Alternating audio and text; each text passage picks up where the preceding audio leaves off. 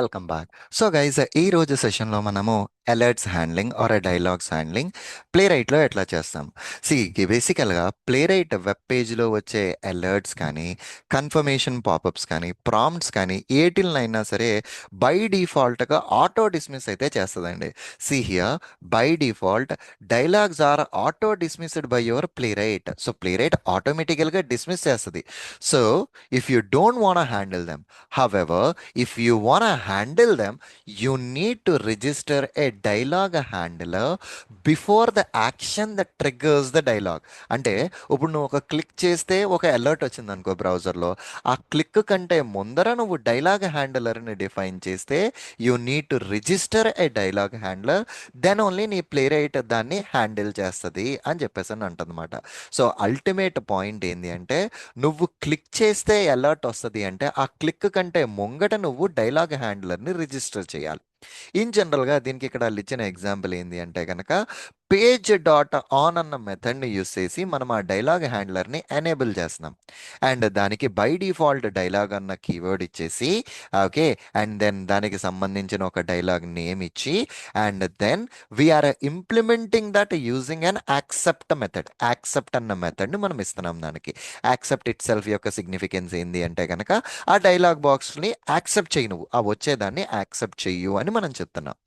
Okay, perfectly all right. So ఇప్పుడు ఒకే ఒక thumb rule ఏంది అంటే, నువ్వు ఒక క్లిక్ చేస్తే నీకు ఒక అలర్ట్ వస్తుంది అంటే ఆ క్లిక్ కంటే ముంగట నువ్వు ఈ డైలాగ్ హ్యాండ్లర్ని నువ్వు రిజిస్టర్ చేయాలి.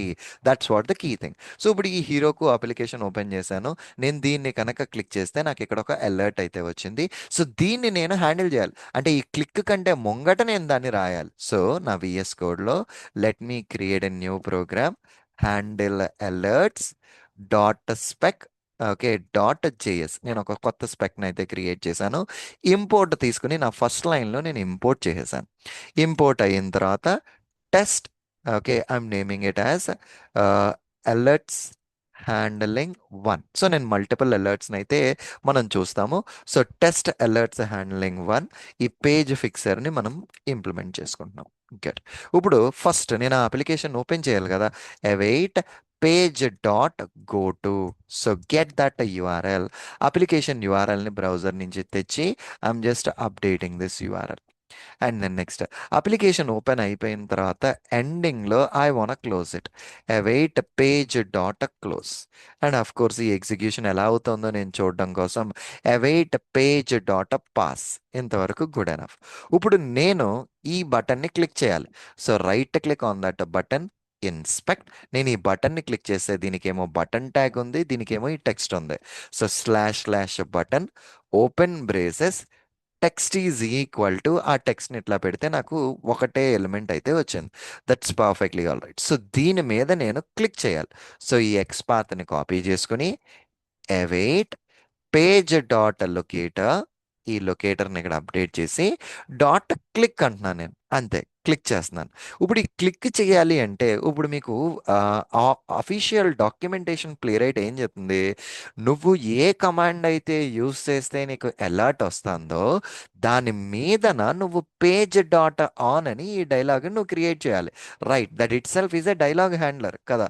సో డైలాగ్ హ్యాండ్లర్ ఇప్పుడు పేజ్ డాట్ ఆన్, దానికి ఇచ్చే నేమ్ డైలాగ్, రైట్. ఇప్పుడు దీని యొక్క ఇంప్లిమెంటేషన్ ఎసింక్, ఓకే, ఇంప్లిమెంటేషన్ నేను ఇక్కడ క్రియేట్ చేస్తున్నా, ఎసింక్ dialog.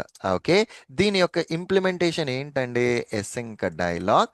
And let's try to do this implementation. So ఇప్పుడు నువ్వేం చేయాలి, ఆ డైలాగ్ని నువ్వు యాక్సెప్ట్ చేయాలి.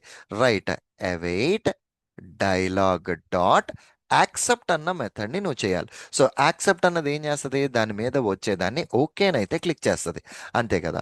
సో ఇప్పుడు let us try to run this program. నేను ఈ టెర్మినల్ అయితే పుల్ చేస్తున్నాను, నేను పుల్ చేసి let me try to run this program. So here handle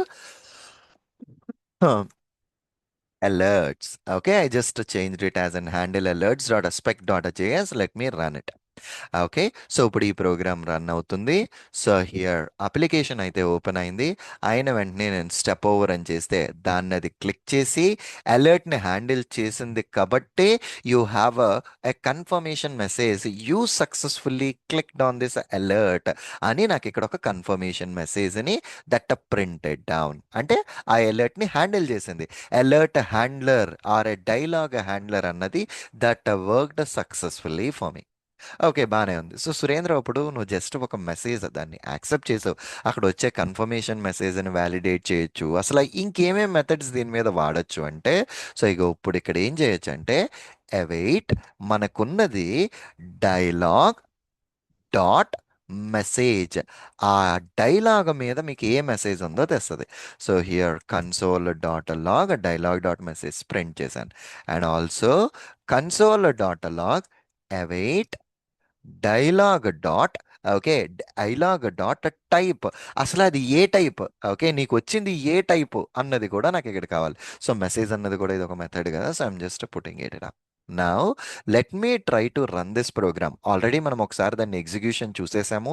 and ఇక్కడ మనకి జస్ట్ వాల్యూస్ ప్రింట్ అయితే సరిపోతుంది కాబట్టి కన్సోల్ డాట్ లాగ్ అని ఇస్తే నీ అలర్ట్ మీద ఐఆమ్ ఏ జేఎస్ అలర్ట్ అని ఒక మెసేజ్ ఉన్నది. అండ్ ఇది అలర్ట్ టైపు అని నాకు ఇక్కడికి వచ్చింది. సో ఇప్పుడు ఐఆమ్ ఏ జేఎస్ అలర్ట్ అన్న మెసేజ్ ఇక్కడ వచ్చింది కదా. Letters try to validate this particular message. Okay.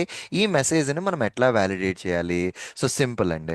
So ఖచ్చితంగా మనం ఏదన్నా ఒక అసర్షన్స్ వాడాలి అంటే ఎక్స్పెక్టే వాడాలి. And dialogue dot message. So ఇదేం చేస్తుంది? ఆ వచ్చిన మెసేజ్ని తీసుకొస్తుంది.